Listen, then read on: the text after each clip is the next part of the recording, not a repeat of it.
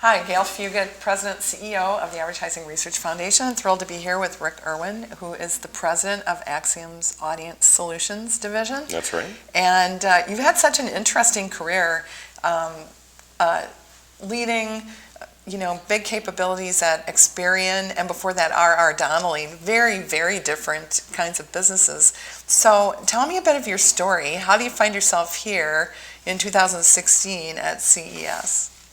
Well, my story is I'm somebody who had intended to spend their whole career in consumer brand management. Okay. And I fell in love with this company, R.R. Donnelley, which was the oldest and still is the oldest commercial printer in North America, and now by far the largest one. And their CEO at the time had come upon this epiphany that commercial printing isn't the thing, and what the thing was in 1990 was data. And so I joined that company to be a part of the data-driven marketing part of it, which was the original big data. Which was direct mail, and that was the original Yes. big data. Yeah. And so my story is just ever since then following the data to the audience to the media. And following the data to the audience to the media in 1990 meant direct mail, and today it means all forms of media. Mm-hmm. Virtually every form of media has digitized, and when a form of media digitizes, it becomes addressable at the household level, and when it becomes addressable at the household level, it becomes audience-driven, not media-driven. And so that's my story, and I think that's the story of the industry, and I expect it will make yet a few more big evolutions, hopefully before I hang up my spurs one day. I'm thinking horses in Chicago. No, I can't ride a horse. It's interesting because Acxiom, I think companies like Acxiom and Experian are curious to some people. They're data management platforms, and I think people, they talk about them, but I'm not sure they really understand what the benefits and capabilities are. So say a little bit about that. I think it would be a good thing to share with thank you. It's a great opportunity because many people don't understand DMP, data management, right? It's one of those things that gets. And I would even define it a little bit differently than that, because that's a term that now occupies a defined position in everybody's brain, different in different people's brains, but a defined position. That's true. But Acxiom's business, while it's evolved radically as media and audience marketing has evolved, the company is doing essentially the same thing that it was doing 45 years ago, and that is making data permit marketing to be more relevant. Our mission is to allow the world to safely activate audiences everywhere. We've been doing that for 45 years. So in concept, it has not changed one iota. In practice, it's changed markedly. How do you do it today? So today, it's all about three things.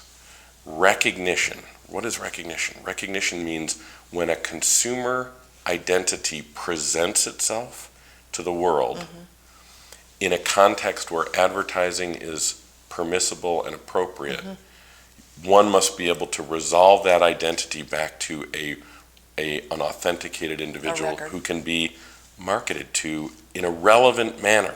That's the key. So recognition. Connectivity. What does connectivity mean? Connectivity means the process of marketing has always been about media connected to individuals at a point where they can be receptive to a relevant message. Now, connectivity means connecting people, devices, and media, wherever they are, wherever they need to receive a message. So connectivity. And we've enabled essentially every device and every marketing platform to connect.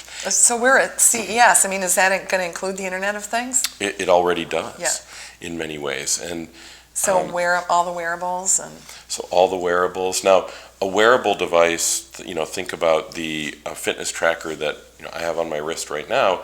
That's not a device that's going to present me with advertising, but a smart watch might be. Yeah.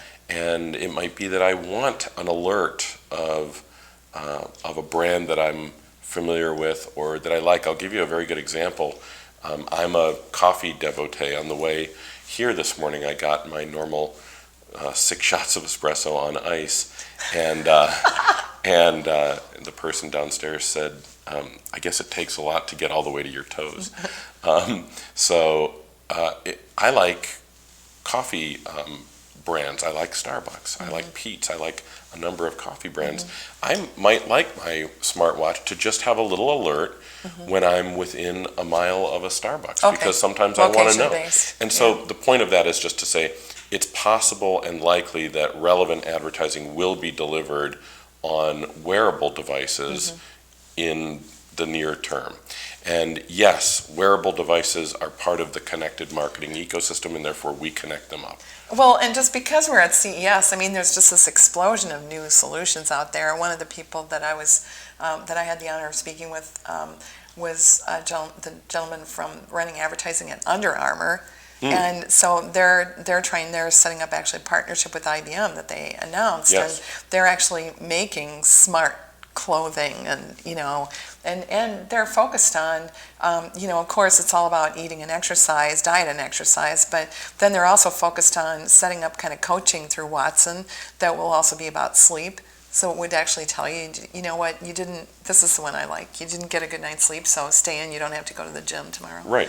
So the notion of data and analytics becoming a bigger part of the consumer awareness is evidenced by that. Yeah. But it's been happening in marketing and advertising for many decades, and that's what our company's been all about.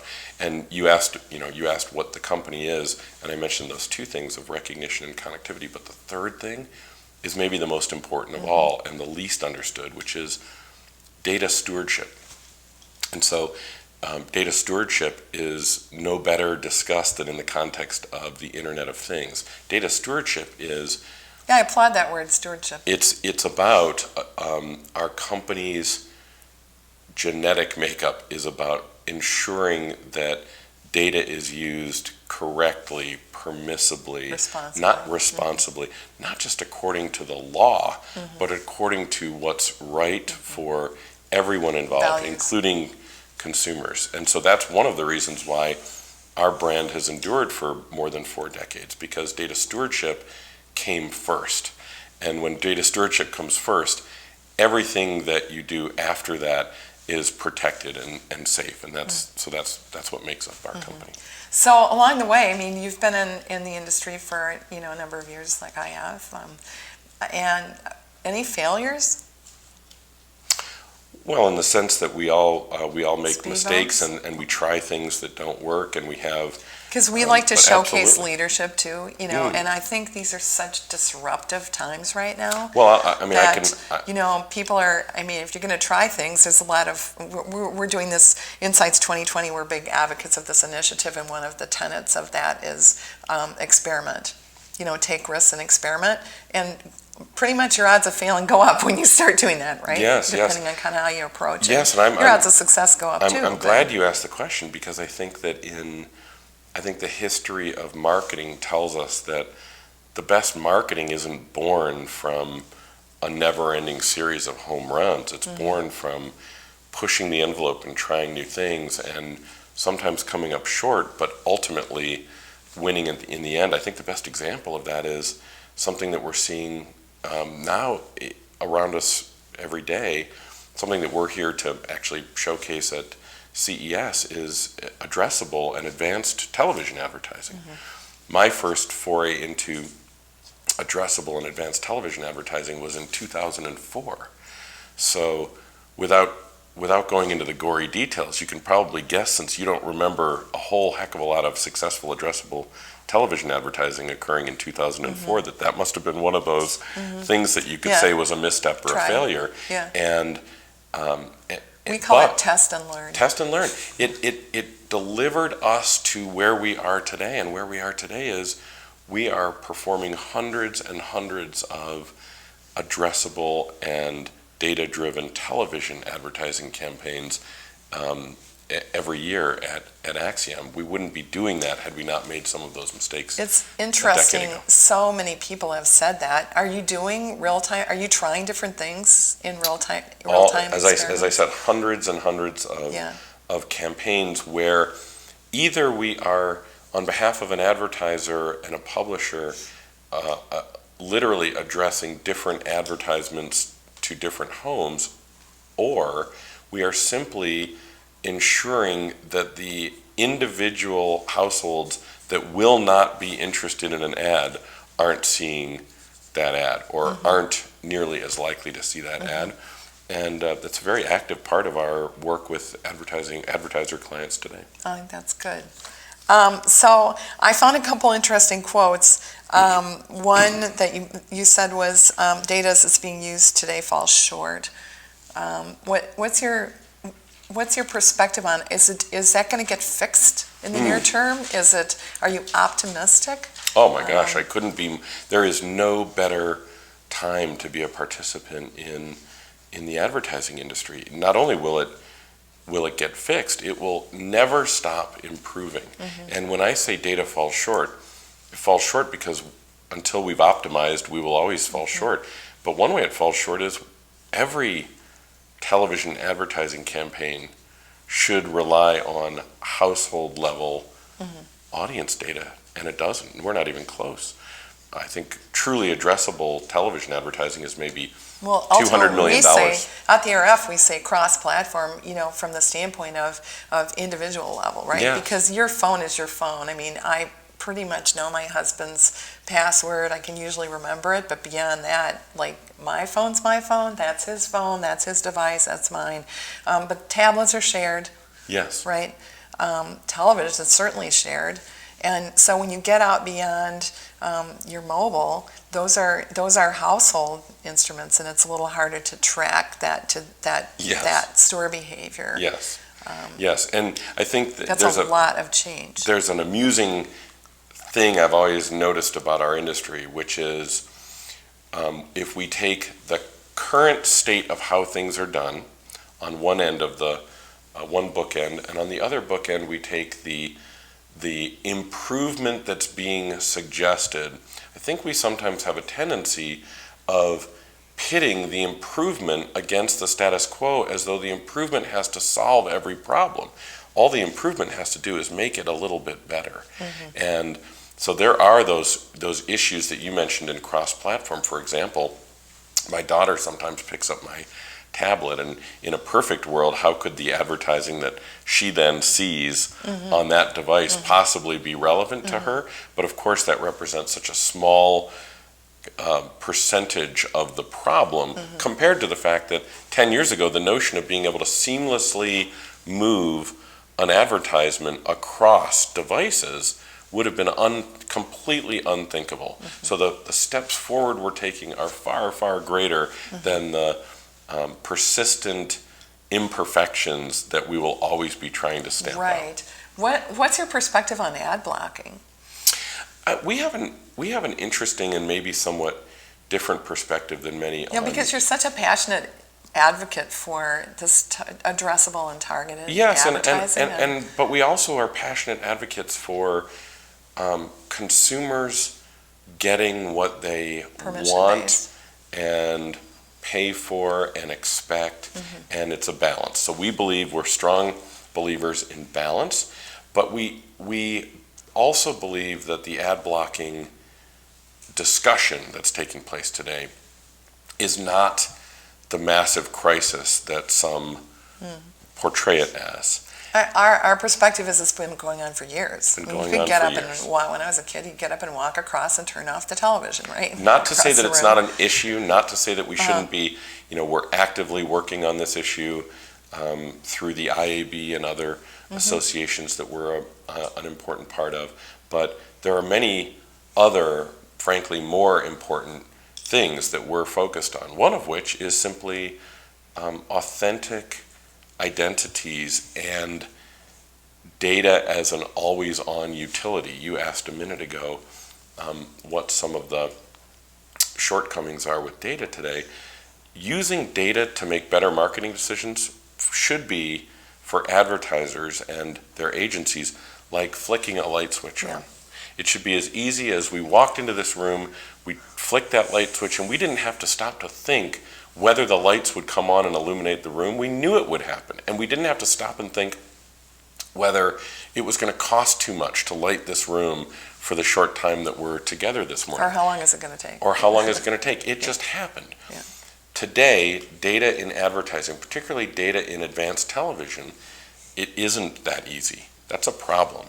We exist to solve that problem. We will make data a ubiquitous, always on, easily used utility for advertisers, marketers, their agencies, and all of the platforms that support them. That's one of those things that we are set about to solve for the industry. And in doing that, we don't need to be front and center in front of everyone, just like you don't want the local power utility to be sitting here in the room with us.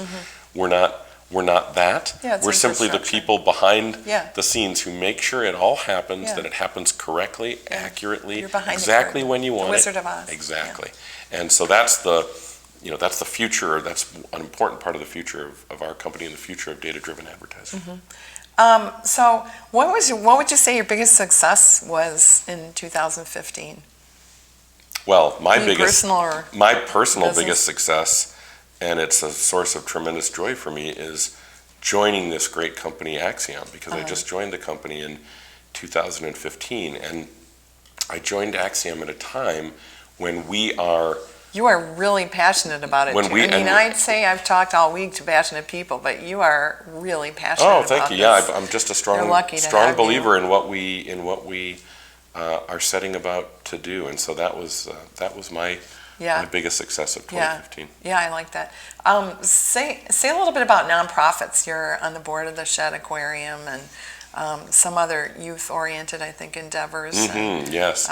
Maybe startups, but yes, I think you have such an interesting background. Share a little bit about what inspires you to those, and how do you pick and choose where to raise your hand? I've just always believed, I don't know where that comes from, I've always believed that it's important that we all, that business executives particularly, devote a portion of their time and energy to causes that need people to donate time and money and energy, and so that's why I do that. But I've also always tried to be a part of companies that care about that, and so particularly at Acxiom, we specifically have an initiative that we call Data for Good, which means as I sit on the board of the Shed Aquarium in Chicago, which is an enormous personal passion of mine, protecting.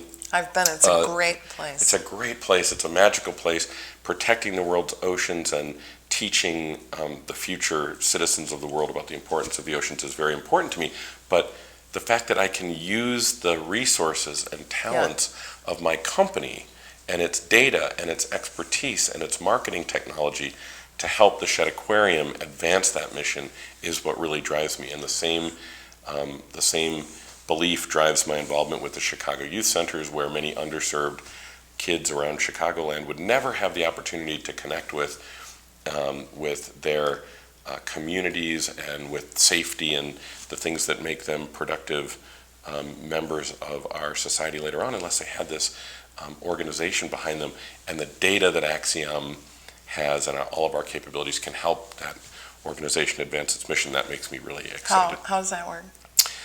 It's a lot of different ways, but our data can be used, our audience data can be used to identify people who share a passion for youth causes, and then connecting Chicago Youth Centers That's very cool. with those audiences in a way that it may be about fundraising, or more importantly, it may be about engagement to widen the community.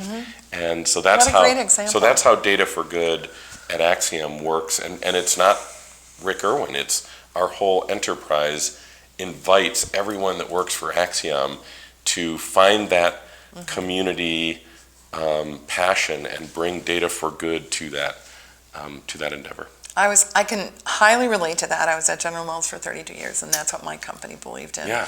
And so every single board member, those were the senior executives, even from when I started my job, would volunteer a research project Yeah. And then they'd come and It's enormously important, I think, especially in a time when many people question, do businesses care at all? And so I'm always passionate about that not being an initiative of a corporation. It shouldn't be our corporation has a project that we call Data for Good. It should be about we're human beings in these communities. We care, frankly, we care in the long term more about the community that we live in than we care about the company we happen to work for. So let's make that a really strong bond between those institutions. And I also really liked it, which I appreciate even more from the vantage point of my role at the ARF from a leadership standpoint, as a way for my employees on my team to go and practice their leadership skills, because if you sit on the board of a YMCA or YWCA or the orchestra or the women's shelter, right? Yes. And yeah, I mean, you have to participate as a board member, but then that can be practiced for going back to the C-suite. That's right. I think that's an excellent point. That's a great point. Yeah. Okay, so a prediction. Prediction for 2015. Let's say we're sitting, maybe not exactly here, but sitting at CES. I just had the chance to speak with Sir Martin Sorrell, and funny enough, I spoke with him exactly on January 8th, 2015, and today, January 8th, 2016. So let's pretend that we're going to be here, or aspire to be here. I can't wait to hear about your first year at Acxiom, first of all. Yes. But share a prediction that you have, or a couple, for this year upcoming. I think the biggest one that I would make is that by whatever measure we choose, by this time next year, we will no longer be talking about addressable television advertising that way. So that sounds like a curious Not prediction. using that terminology. I don't think we'll be using that terminology. And I won't try to pinpoint the buzzword that will be the du jour a year from now, but we will have embraced audience-based television advertising in a way that resembles database marketing by this time next year. I noticed audience-focused, not pushing the message out focused. And when I say audience-focused, I mean individual people focused. Yes. And we will be talking about not only the targeting side of that, but the measurement side of that, not as though it's the science fair project that we hope one day will occur. We will be talking about it as a routine part of every advertiser's media mix. And that's, I think, within a year that is a very likely outcome. I hope you're right. Now, it will be many more years before that becomes the majority of television advertising budgets. But I think by this time next year, that's a safe prediction that we will have embraced this. So you heard it here first at CES 2016 from Rick Erwin of Acxiom. As if you want to find your audience, then go to Acxiom, call Rick. He's doing his job. He's going to be running toward projects by all means to get his one-year plan I'll done. Look forward to the switchboard lighting up. Right. No, my hat's off to you. I just really applaud your enthusiasm.